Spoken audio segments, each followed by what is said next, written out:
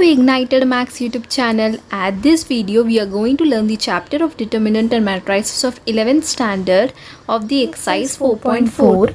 On the first main question, there are three sub-questions in which we need to construct a matrix of A which is equal to Aij term which has the order of 3 cross 2. A represent the element, I represent the row and J represent the column. An element should be placed at the respective row and respective column. This is what the Aij term says. Okay, we need to construct of order 3 cross 2 with 3 rows and 2 columns. So we constructed over here, that is 3 rows and 2 columns. A11 represent the first row and first column. A12 represent the first row and second column. A21 represent the second row and first column. A22 represent the second row, second column. This is what the matrix represent. If you have still any doubt related to the Aij term, then please go through the description link. I have explained about the Aij term at the video, so go through it. Now at the third question, they have given the Aij term as I plus j raised to q by 5, in which they have given the term of I plus j, okay, in which I represent the row and j represent the column. This is what it says, but we need to put the value of each and every row and each and every column according to the order given. So let's do it now. First we need to find the first row, first column, first row, second column. This is how the order goes. So let's start with the A11 element, in which A11 represent the I as 1, in which it represents as I is equal to 1 and j value is also equal to 1. This is what the A11 says. So in place of I plus j, you can put it over here as 1 plus 1, because the I and j value are 1. So that's why 1 plus 1 raised to q by 5. So 1 plus 1 is equal to 2 raised to q by 5. 2 raised to cube is nothing but the 8 by 5, and we can't able to do calculation further. It will be in the decimal form, so let it be 8 by 5. Now second element, in which it represents as A12, first row and second column. So first row, second column is written over here. Here the I value is 1 and at A12, okay, and j value is 2. This is what the A12 says. Now in place of I plus j, you need to put over here as 1 plus 2 and raised to cube as like as, and divided by 5. 2 plus 1 is nothing but the 3. 3 raised to cube divided by 5. 3 raised to cube is nothing but the 27. So divided by 5. We can't able to do calculation further because it comes in the decimal fraction, so no need of it. Let it be as like as. Now the third element, that is A21, which represents the second row and first column, as I have written over here, in which I represented as 2 and j value is 1, okay. So in place of I and j, you need to put as 2 and 1. So in place of I and j, 2 plus 1 raised to cube by 5. Relate with it, okay. Each and every equation you need to relate with the question given. Now 2 plus 1 raised to cube is nothing but the 3. 3 raised to cube by 5 is equal to 27 by 5. Now the fourth element, that is the A22 element, in which I value is 2 and j value is also 2. So in place of I and j, we need to put as 2 plus 2. 2 plus 2 raised to cube by 5. So 4 raised to cube by 5 is equal to 64 by 5. A3 element, in which I value is 3 and j value is 1, okay. So after doing the calculation, we will get the answer as 64 by 5. Now A32, in which I value is 3 and j value is 2, okay. So in place of I and j, you need to put as 3 and 2 over here, and after doing the calculation, we will get the answer as 125 by 5. Now we need to represent the matrix form. This is what the question says. So the value we got, A11, A12, A21, all the value we have got over here, in which we need to construct in the matrix form, as I have done over here. A is equal to This is what the question given, so I have constructed in this way. After watching it, you may understand that 1 by 5 is common in each and every term of the matrix. So I took as 1 by 5 as a common value, and I have constructed in answer. This is what we need to do at the third question. It's totally easy, in which you may get one. This is the third question, so first and two, it's still remaining.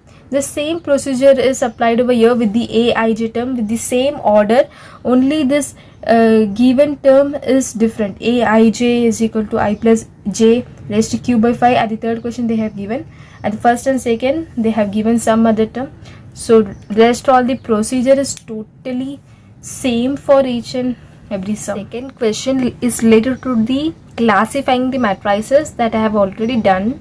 You will get the video in the description link, so please go through it. Now at the third question, they have given that the following matrices are given, and we need to find whether the following matrices are singular or non-singular.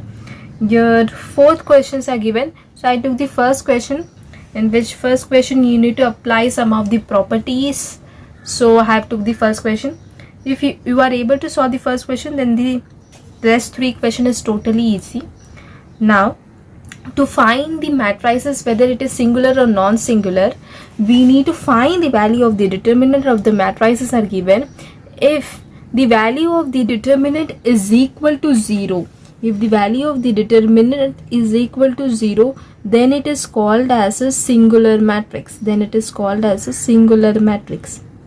But if the matrices is not equal to 0, if the value of the determinant came as not equal to 0, okay, then it is called as a non-singular. Then it is called as a non-singular matrices. This is what the singular matrices and non-singular matrices say. So we need to prove that whether the matrix is equal to 0 or not equal to 0. Now let's start with it. Now let's name as the matrices as A. Okay, I have written over here the same question I have written over here. Now we need to find the value of the determinant. So I have converted in the determinant form.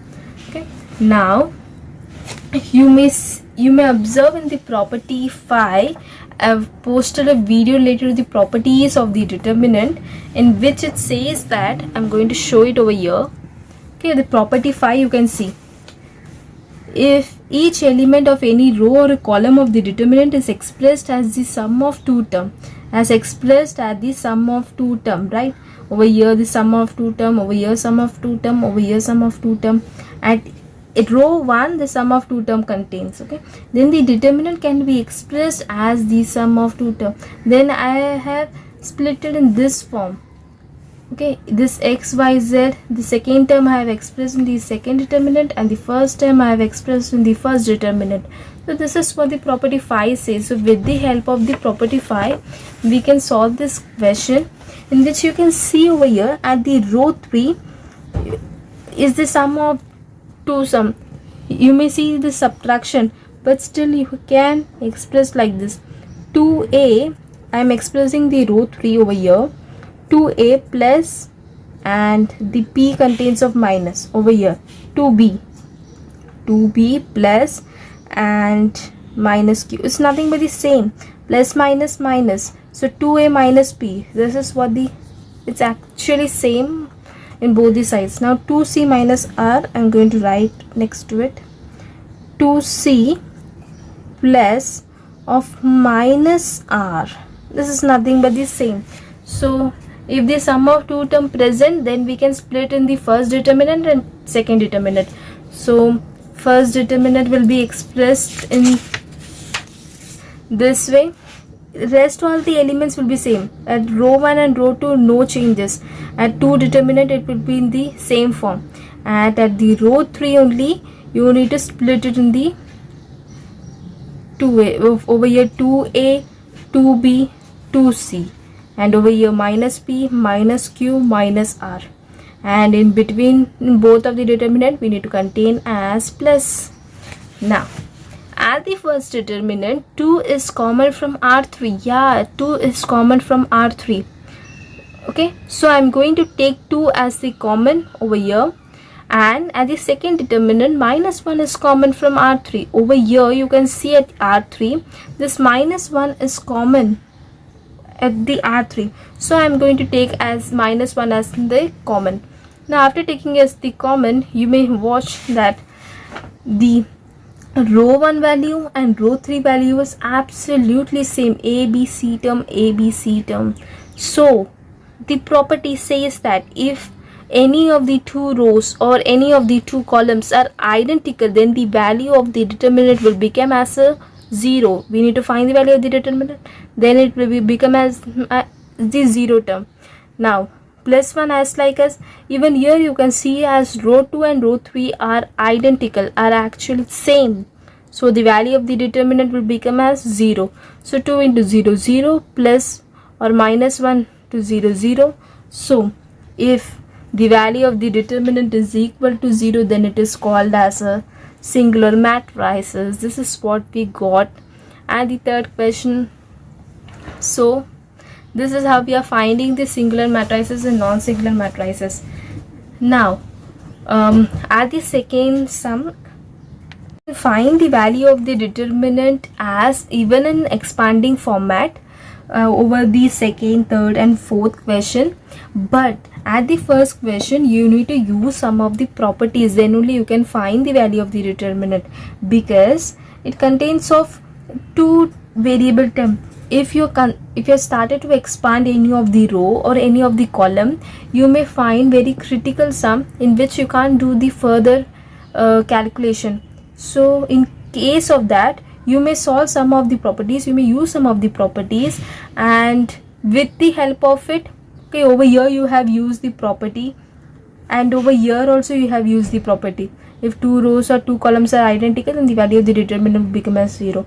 If you are using some of the properties, then you may solve very easily. This is what the use of the properties. At the fourth question, in which there are 3 sub questions, in which they have given that the matrix is singular, but we need to find the k value. See, at the matrix they have given the k term, in which we need to find the value of k, but they have given that the matrix is a singular matrix. If the matrix is singular matrix, then the value of the determinant will become as 0. Okay, so with the help of it, we need to find the value of k. Now C, let's take the matrix name as C. I've written over as like a question.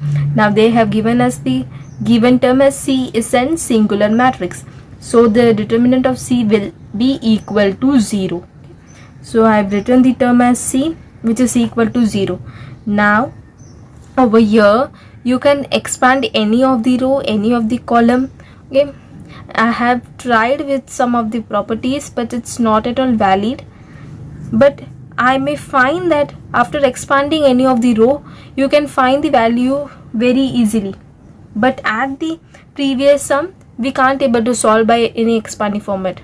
Then the question will become, then the answer will become as so big, then you can't able to solve it. But over here, the calculation will be easy. So let's start with it. Now I'm going to expand as my first row. Related to the value of the determinant, finding the value of the determinant, I have posted a video, go through it. Now by expanding my first row, I need to take my each and every term of my first row. So at my first row, the sign will become as my plus, minus, plus. Okay, first term, second term, third term. So first term is plus k minus 1, so positive sign. Okay, in k minus 1 is present in first row and first column. So hide the first row, first column, the 2 cross 2 determinant occurs right over here. And the second term is 2. 2, it contains of minus term, so minus 2. 2 is present in first row and second column. So hide the first row and second column, and rest of the terms you can write over here. And the third term, that is plus 3. Why? Because third term contains the positive sign. 3 is present in first row and third column. So hide the first row and third column, and 2 cross 2 determinant occurs right over here. Finding it, you may see all the 2 cross 2 determinant occurred over here. So with the help of the 2 cross 2 determinant rule, we need to apply. So 2 cross 2 determinant says that first multiply the first diagonal element and subtract with the second diagonal element. This is what I have done at my next step. Over here I have applied 2 cross 2 determinant over here and over here. Okay, after applying it, you will get this answer. Now k minus 1 multiplied by 8. So 8 will be multiplied by with k, so 8k. So minus 1, so over here it's minus 8. Okay, 8 into 1, 8. Minus will be as like that, and rest of the term will be same. Now 8k will be same as like that, and variable term I have written over LHS, and coefficient term I have taken the RHS. So after that I have got as my 49. So k is equal to 49 by 8. This is what I got the answer as my third sum. So the k value is 49 by 8. This is how we can find the value of the k with the help of the singular matrix. Question, it is based on the skew symmetric matrix. Okay, I am going to read the question in which we need to find the value of x, y, z term if the matrix is given in which the matrix contains of variable x, y, z.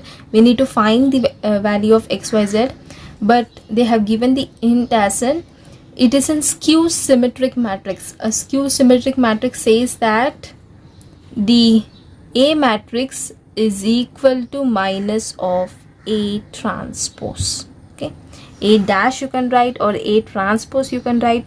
In most of the books you can see as A dash. A transpose is nothing but the same, in which with the help of the transpose, if you will subtract the value matrix of A transpose, you will get the value of A.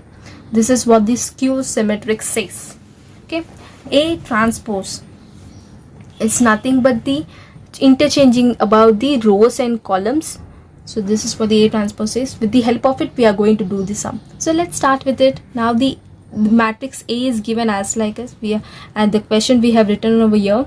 Now we need to transpose the A matrix. So while transposing, first row will become as my first column, second row will become as my second column, and third row will become as my third column. So after transposing it, you need to subtract, you need to multiply with it. So multiplying the A transpose term, you will get this answer. Now the question hint is given as, since an A is in skew symmetric matrix, that is the A is equal to minus of A dash or A transpose. Okay, so A value you need to write over here is equal to minus of A transpose that we have got over here, minus of A dash. Okay, so equality of the matrices, we need to equal the LHS matrices is equal to RHS matrices by equality. Then you may see the zero term is present in first row and first column. Over here is first row, first column, but no need of zero term, right? We need to find the value of x, y, z. So over here y is there, so y is present in first row and second column. Over here first row and second column, so y is equal to minus 5i, minus y is equal to minus 5i, so minus minus cancel. Now the x term is present in first row and third column. Over here first row and third column, so I got the value as minus 3 by 2. Now the y value is present in second row and first column. Over here second row and the first column, the same term as we got earlier, right? Now the z term, second row third column. Over here second row third column, root 2. This is how we are finding the value of x, y, z with the help of the skew symmetric matrix. Even with the help of this question, you can find even the symmetric matrix also. Like this Ignited Maths YouTube channel, then don't forget to subscribe.